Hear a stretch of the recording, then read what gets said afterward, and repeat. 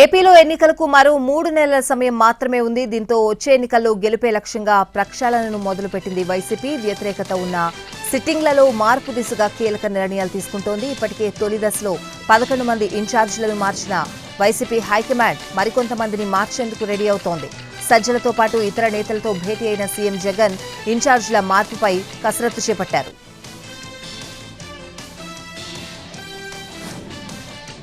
విశాఖ గాజువాక వైసీపీలో అసమ్మతి టీ కప్పులో తుఫాన్లా చల్లబడింది. ఎమ్మెల్యే కుమారుడు దేవన్ పార్టీకి ఇన్ఛార్జ్ పదవికి రాజీనామా ప్రకటించిన కొద్ది గంటల్లోనే మనసు మార్చుకున్నారు. రీజనల్ కోఆర్డినేటర్ వైవి సుబ్బారెడ్డిని ఎమ్మెల్యే నాగిరెడ్డి ఆయన కుమారుడు దేవన్ రెడ్డి కలిశారు. పార్టీకి రాజీనామా చేసే యోచనను విరమించుకున్నట్టు సమావేశం తర్వాత దేవన్ ప్రకటించారు. సీఎం నిర్ణయం ఎలాంటిదైనా పార్టీని వీడే ఆలోచన తమ కుటుంబం చేయబోదని ఎమ్మెల్యే చెప్పారు. గాజువాక నియోజకవర్గ ఇన్ఛార్జ్ బాధ్యతల నుంచి తప్పిస్తూ హైకమాండ్ నిర్ణయం తర్వాత దేవన్ రెడ్డి అసంతృప్తికి గురయ్యారు. దేవన్ స్థానంలో రామచంద్రరావును నూతన ఇన్ఛార్జిగా ఖరారు చేసింది వైసీపీ హైకమాండ్.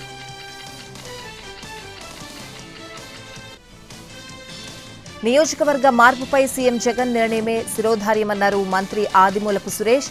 అధిష్టానం నిర్ణయం మేరకే నడుచుకుంటామన్నారాయన. పార్టీలో ఎప్పుడూ ఓ సైనికుల్లా పనిచేస్తామని తెలిపారు. తమ టార్గెట్ 175 సీట్లని జగనన్న టీం కెప్టెన్ అన్నారు మంత్రి సురేష్. మిచాంగ్ తుఫాన్ కారణంగా దెబ్బతిన్న పంటలు, రంగుమారిన వరి ధాన్యం కొనుగోలుపై సీఎం వైఎస్ జగన్ సమీక్ష సమావేశం నిర్వహించారు. తుఫాన్ బాధిత ప్రాంతాల్లో రైతులను ఆదుకుంటున్న చర్యలపై చర్చించారు. తుఫాన్ కారణంగా నష్టపోయిన రైతులు ఎవరూ ఆందోళన చెందాల్సిన అవసరం లేదన్నారు సీఎం జగన్. ప్రభుత్వం అన్ని రకాలుగా ఆదుకుంటుందన్న భరోసా వారిలో కల్పించాలని నేతలను ఆదేశించారు. ప్రతి గింజను కొనుగోలు చేసే బాధ్యత ప్రభుత్వం తీసుకుంటోందన్న విషయాన్ని రైతులతో చెప్పాలన్నారు. కొన్ని నిబంధనలు సడలించైనా రైతులకు న్యాయం జరిగేలా చూడాలన్నారు సీఎం జగన్. టీఎస్పీఎస్సీ ప్రక్షాళనపై సీఎం రేవంత్ రెడ్డి సీరియస్ గా దృష్టి సారించారు. బోర్డు వ్యవహారాలు, తీరుతెన్నులు, గతంలో జరిగిన తప్పులపై సమీక్ష జరిపారు. అన్ని పోటీ పరీక్షల తేదీలను రీషెడ్యూల్ చేయాలనే ఆలోచనలో ప్రభుత్వం ఉన్నట్టు సమాచారం. జాబ్ క్యాలెండర్ కు అనుగుణంగానే మార్పులు చేయాలని సర్కార్ భావిస్తోంది. త్వరలోనే గ్రూప్ 2 పరీక్ష రీషెడ్యూల్ చేసే అవకాశం ఉంది. 2 లక్షల ఉద్యోగాలిస్తామని ఎన్నికల ముందు యువ డిక్లరేషన్ చేసింది కాంగ్రెస్. అందుకు అనుగుణంగా మేనిఫెస్టోలో జాబ్ క్యాలెండర్ విడుదల చేసింది.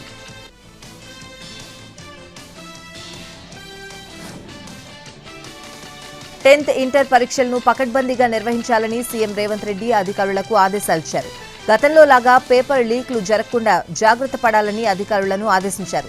ప్రభుత్వ, ప్రైవేట్ విశ్వవిద్యాలయాల పనితీరుపై నివేదిక ఇవ్వాలని అధికారులకు సూచించారు. రాష్ట్రంలో జూనియర్ కాలేజీల అవసరం ఎక్కడ ఉందో వాటి వివరాలు వెంటనే అందజేయాలని ఆదేశించారు. త్వరలో జరగనున్న 10వ తరగతి ఇంటర్ పరీక్షలను అత్యంత పకడ్బందీగా, ఏ విధమైన ఇబ్బందులు కలగకుండా సమర్థవంతంగా పూర్తి చేయాలని అన్నారు.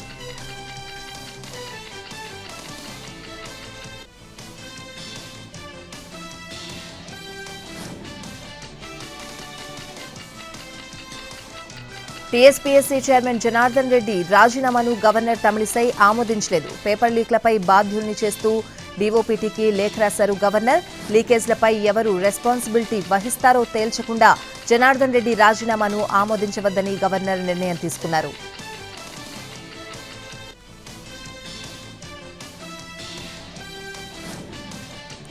ఎంఐఎం ఎమ్మెల్యేలతో సీఎం రేవంత్ రెడ్డి సమావేశమయ్యారు. పాత బస్తీ అభివృద్ధితో పాటు పలు అంశాలపై చర్చించారు. మూసీ నది అభివృద్ధిపై కూడా చర్చలు జరిపారు.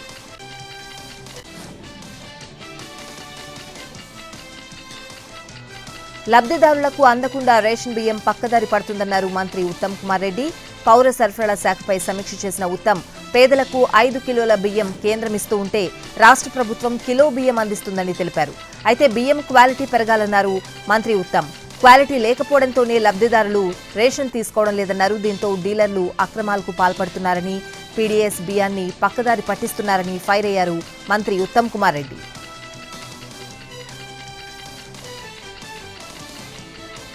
తెలంగాణ ప్రభుత్వం చేపట్టిన ప్రజావాణి కార్యక్రమానికి విశేష స్పందన లభిస్తోంది. తమ సమస్యలను తెలిపేందుకు ప్రజలు సీఎం క్యాంప్ ఆఫీస్కు క్యూ కడుతున్నారు.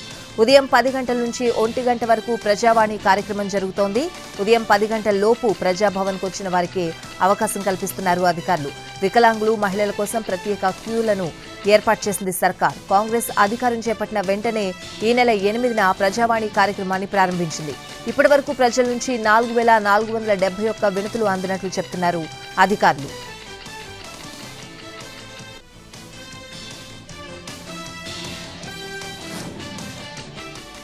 బీఆర్ఎస్, బీజేపీ ఎమ్మెల్యేలపై డీజీపీకి ఫిర్యాదు చేశారు కాంగ్రెస్ నేతలు. బీఆర్ఎస్, బీజేపీ నేతలు కలిసి కాంగ్రెస్ ప్రభుత్వాన్ని కూల్చే కుట్ర చేస్తున్నాయని కంప్లైంట్ ఇచ్చారు. 6 నెలల్లో కాంగ్రెస్ ప్రభుత్వం కూలిపోతుందని చెప్తున్నారని ఫిర్యాదులో పేర్కొన్నారు. బీజేపీ, బీఆర్ఎస్ 2 పార్టీల నేతలు ఒకే రకమైన స్టేట్మెంట్లు ఇవ్వడం వెనుక కుట్ర ఉందని డీజీపీ దృష్టికి తీసుకొచ్చారు కాంగ్రెస్ నేతలు. యశోద ఆసుపత్రిలో చికిత్స పొందుతున్న మాజీ సీఎం కేసీఆర్ ను పరామర్శించారు మంత్రులు శ్రీధర్ బాబు, దామోదర రాజనరసింహ. కేసీఆర్ ఆరోగ్యంగా ఉన్నారని, 2 రోజుల్లో డిశ్చార్జ్ అవుతారని వైద్యులు చెప్పారన్నారు మంత్రులు. అసెంబ్లీ సమావేశాల్లో పాల్గొనాలని కేసీఆర్ ను కోరామన్నారు మంత్రి శ్రీధర్ బాబు. స్పీకర్ ఎన్నిక అంశం ప్రస్తావనకు వచ్చిందని అన్నారు. దురదృష్టవశాత్తు మన ప్రభుత్వం ఏర్పడలేదని, దానికి కుంగిపోవాల్సిన అవసరం లేదన్నారు మాజీ మంత్రి హరీష్ రావు. కేవలం 2% ఓట్ల తేడాతో బీఆర్ఎస్ ఓడిపోయిందని అన్నారు. ప్రజలు కాంగ్రెస్ కి అవకాశం ఇచ్చారన్న హరీష్, వాళ్లు మనకంటే బాగా చేయాలని కోరుకుందామని అన్నారు. నిజామాబాద్ పోలీస్ కమిషనర్ ను కలిశారు ఆర్మూర్ ఎమ్మెల్యే రాకేష్ రెడ్డి. బెదిరింపు కాల్స్ పై సిపికి ఫిర్యాదు చేశారాయన. తనను చంపేస్తామంటూ బెదిరించిన వారిపై చర్యలు తీసుకోవాలని కోరారు. అక్రమ మైనింగ్ పైన చర్యలు తీసుకోవాలని కంప్లైంట్ చేశారు రాకేష్ రెడ్డి. నిజామాబాద్ జిల్లా ఆర్మూర్ బీఆర్ఎస్ లో ముసలం పుట్టింది. మున్సిపల్ చైర్పర్సన్ కు వ్యతిరేకంగా బీఆర్ఎస్ కౌన్సిలర్లు సమావేశం నిర్వహించారు. చైర్పర్సన్ అవినీతి అక్రమాలకు పాల్పడుతున్నారంటూ ఆమెపై అవిశ్వాసం పెట్టేందుకు సిద్ధమయ్యారు బీఆర్ఎస్ కౌన్సిలర్లు. దీనికి సంబంధించి 26 మంది బీఆర్ఎస్ కౌన్సిలర్లు జిల్లా కలెక్టర్ను కూడా కలిశారు. మున్సిపల్ చైర్పర్సన్ పండిత్ వినీతపై అవిశ్వాస తీర్మానం పెట్టేందుకు అనుమతి ఇవ్వాలని కోరారు. ఇన్నర్ రింగ్ రోడ్డు కేసులో చంద్రబాబు ముందస్తు బెయిల్ పిటిషన్పై ఏపీ హైకోర్టులో విచారణ ఇవాళ్టికి వాయిదా పడింది. అడ్వకేట్ జనరల్ శ్రీరామ్ వాదనలు వినిపించారు. ఐఆర్ఆర్ విషయంలో 4 దశల్లో కుట్ర కోణానికి పాల్పడ్డారని చెప్పారు. చంద్రబాబు ప్రతి దశలోనూ ఐఆర్ఆర్ విషయంలో సొంత వారికి లబ్ధి చేకూర్చారని వాదించారు. చంద్రబాబు ఇచ్చిన స్క్రిప్ట్ ప్రకారమే మొత్తం స్కామ్ జరిగిందన్నారు అడ్వకేట్ జనరల్ శ్రీరామ్. నామినేషన్ ద్వారా మాస్టర్ ప్లాన్ కట్టబెట్టారని అన్నారు. కుటుంబ సభ్యులకు లింగంనేనికి లబ్ధి చేకూర్చడం వెనుక క్విడ్ ప్రోకో ఉందని అన్నారు ఏజీ శ్రీరామ్. హెరిటేజ్ లింగంనేని కొన్న భూములు పరిశీలిస్తే ఈ విషయం అర్థమవుతుందని చెప్పారు. అలైన్మెంట్లో అనేక మలుపులు వీరికి లబ్ధి కోసమే చేశారని అన్నారు. వాదనలు విన్న హైకోర్టు తదుపరి విచారణను ఇవాళ్టికి వాయిదా వేసింది. ఫైబర్ నెట్ కేసులో ముందస్తు బెయిల్ కోరుతూ చంద్రబాబు దాఖలు చేసిన పిటిషన్పై సుప్రీంకోర్టులో విచారణ జరిగింది. జస్టిస్ అనిరుద్ బోస్, జస్టిస్ బేలాయం త్రివేది ధర్మాసనం విచారణ జరిపింది. కేసుల విషయంలో ఇరు వర్గాలు ఎలాంటి వ్యాఖ్యలు చేయవద్దని సూచించిన ధర్మాసనం విచారణను జనవరి 17కు వాయిదా వేసింది. తెలంగాణలో ఐపీఎస్ల బదిలీలు చేపట్టింది రేవంత్ రెడ్డి ప్రభుత్వం. హైదరాబాద్ సిపిగా కొత్తకోట శ్రీనివాసరెడ్డిని నియమించారు. రాచకొండ సిపిగా సుధీర్ బాబు, సైబరాబాద్ సిపిగా అవినాష్ మహంతిని అపాయింట్ చేశారు. ఎన్నికల వేళ హైదరాబాద్ సిపిగా పనిచేసిన సందీప్ శాండిలియను యాంటీ నార్కోటిక్ వింగ్ డైరెక్టర్గా నియమించారు. చౌహాన్, స్టీఫెన్ రవీంద్రలను డీజీ ఆఫీస్కు అటాచ్ చేశారు.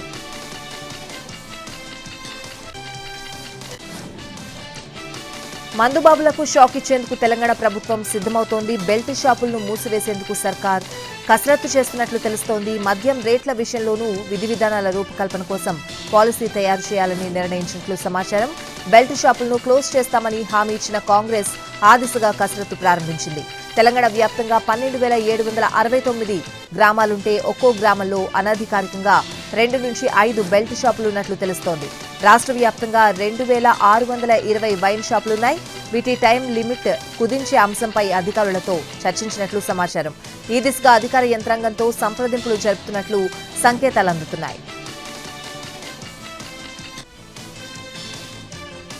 తనకు మళ్లీ పోస్టింగ్ ఇవ్వాలంటూ వస్తున్న విజ్ఞప్తులపై నళిని స్పందించారు. ప్రజలు తనను ఇంకా గుర్తుంచుకున్నందుకు సంతోషించారామే. ప్రభుత్వం తనకు జాబ్ ఇచ్చినా దానికి న్యాయం చేయలేమని తెలిపారు. రమ్టైడ్ ఆర్థరైటిస్ వల్ల ఫిజికల్ ఫిట్నెస్ పోయిందని చెప్పారు. టెక్నికల్ గా తన నియామకంపై ఎవరైనా కోర్టుకు వెళ్లొచ్చన్నారు. అందుకే తాను ఉద్యోగం అడగబోనని, ప్రస్తుతం ఆధ్యాత్మిక మార్గంలో నడుస్తూ సాత్వికంగా మారానని నళిని ఫేస్బుక్ లో పోస్ట్ పెట్టారు. 80 లక్షలు విలువ చేసే 450 సెల్ ఫోన్లను రికవరీ చేశారు విశాఖ పోలీసులు.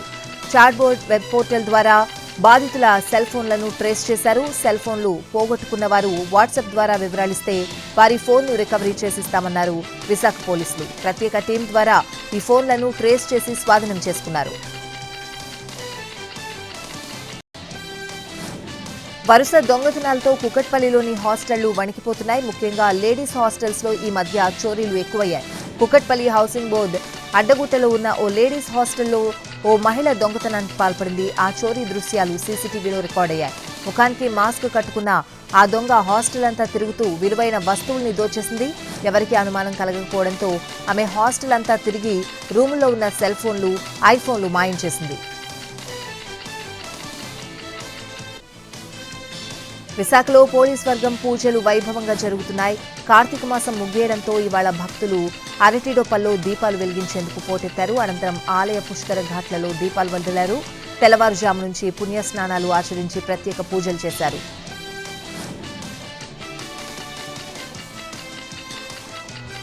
రాజమండ్రిలో పోలీస్ వర్గం పూజలు వైభవంగా సాగుతున్నాయి. అరటిడొప్పల్లో దీపాలు వెలిగించి ఆలయ పుష్కర ఘాట్లలో వదిలారు. తెల్లవారుజాము నుంచి పుణ్య స్నానాలు ఆచరించి ప్రత్యేక పూజలు చేశారు.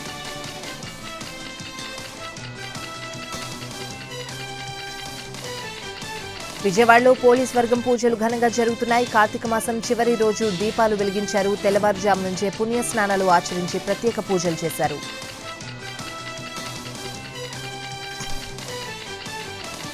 రాజస్థాన్ నూతన సీఎంగా భజన్లాల్ శర్మను ప్రకటించింది బీజేపీ హైకమాండ్. జైపూర్లో జరిగిన బీజేపీ ఎమ్మెల్యేల సమావేశంలో పార్టీ శాసనసభాపక్ష నేతగా భజన్లాల్ శర్మను ఏకగ్రీవంగా ఎన్నుకున్నారు. తొలిసారి ఎమ్మెల్యేగా ఎన్నికైన భజన్లాల్ శర్మకు ముఖ్యమంత్రిగా అవకాశం ఇచ్చి అందరినీ ఆశ్చర్యపరిచింది బీజేపీ అధిష్టానం.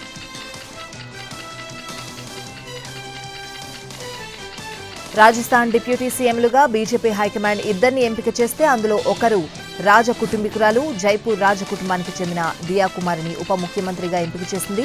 నిజానికి సీఎం రేస్లో దియా కుమారి నిలిచారు. అయితే భజన్లాల్ శర్మను సీఎం అభ్యర్థిగా బీజేపీ ఎల్పీ ఎన్నుకోవడంతో డిప్యూటీ సీఎంగా దియా కుమారికి ఛాన్స్ ఇచ్చింది బీజేపీ అధిష్టానం.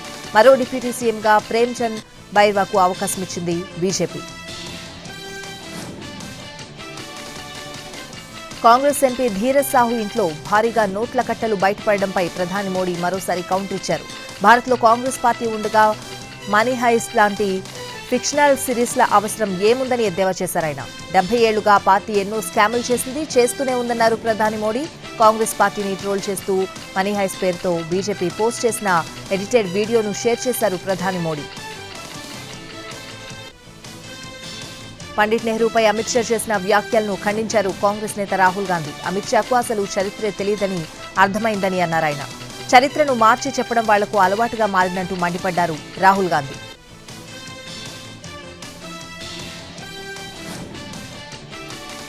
విపక్షాల తీవ్ర అభ్యంతరాల నడుమ కేంద్రం ఎట్టకేలకు పంతం నెగ్గించుకుంది. పార్లమెంట్ శీతాకాల సమావేశాల్లో భాగంగా రాజ్యసభలో కేంద్ర ఎన్నికల సంఘం కమిషనర్ల నియామక బిల్లుకు ఆమోదం లభించింది.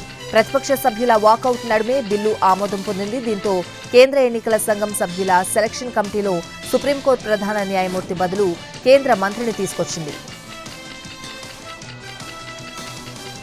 ఢిల్లీ లిక్కర్ కేసులో ఆప్ ఎంపీ సంజయ్ సింగ్ బెయిల్ పిటిషన్పై తీర్పును రిజర్వ్ చేసింది రౌస్ అవెన్యూ కోర్టు. డిసెంబర్ 21న తీర్పు వెల్లడిస్తామని తెలిపింది. ఆప్ ఎంపీ సంజయ్ సింగ్ ను లిక్కర్ కేసులో అక్టోబర్ 4న కస్టడీలోకి తీసుకున్నారు ఈడీ అధికారులు. అప్పటి నుంచి ఆయన జ్యుడిషియల్ రిమాండ్లోనే ఉన్నారు. బహిష్కృత ఎంపీ మహువా మొయిత్రాకు షాక్ల మీద షాక్లు తగులుతున్నాయి. ఇప్పటికే బహిష్కరణ వేటు వేసిన పార్లమెంట్ మరో కీలక నిర్ణయం తీసుకుంది.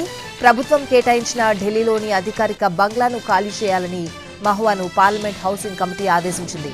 గృహ నిర్మాణ, పట్టణ వ్యవహారాల మంత్రిత్వ శాఖకు హౌసింగ్ కమిటీ లేఖ రాసింది.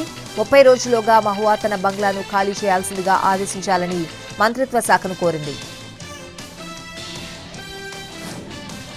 నాగ్పూర్లో ఉద్రిక్తత చోటు చేసుకుంది. ఎన్సీపీ ఎమ్మెల్యే రోహిత్ పవార్ చేపట్టిన యువ సంఘర్ష్ యాత్రపై పోలీసులు లాఠీలు ఝుల్పించారు.